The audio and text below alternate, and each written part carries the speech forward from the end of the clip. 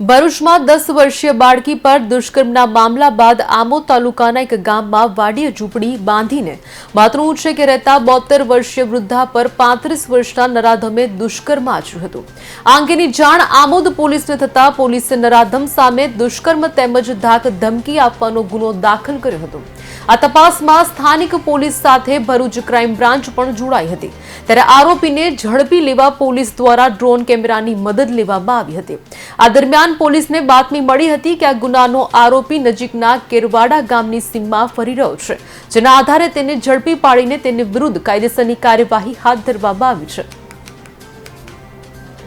Amod police સ્ટેશનમાં ગઈકાલે એક દુષ્કર્મનો ગુનો નોંધાયેલો હતો, જે ગુનામાં આ કામના જે ફરિયાદી બેન છે, જેઓ પોતે ભોગ બનનાર છે, એમની ફરિયાદ આધારે ગુનો નોંધવામાં આવેલ છે।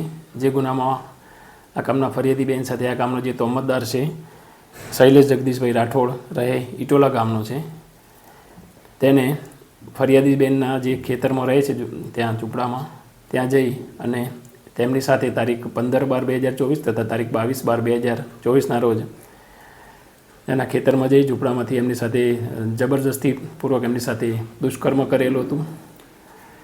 જે ગુનામાં જે અનુસંધાને ગુનો નોંધાયેલો છે, આ ગુનામાં જે આ કામનો તોમતદાર છે જે શૈલેષ જગદીશ રાઠોડ, જેને અગાઉ પણ આ કામના જે ફરિયાદી બેન છે તેમની સાથે 1 વર્ષ અગાઉ પણ દુષ્કર્મ આચરેલું હતું। જે ગુનામાં પોલીસે તેને ધરપકડ કરેલી હતી અને ત્યારબાદ એ જામીન પર છૂટીને આવેલો હતો અને ફરીવાર એમની સાથે આ દુષ્કર્મ કરેલું હતું।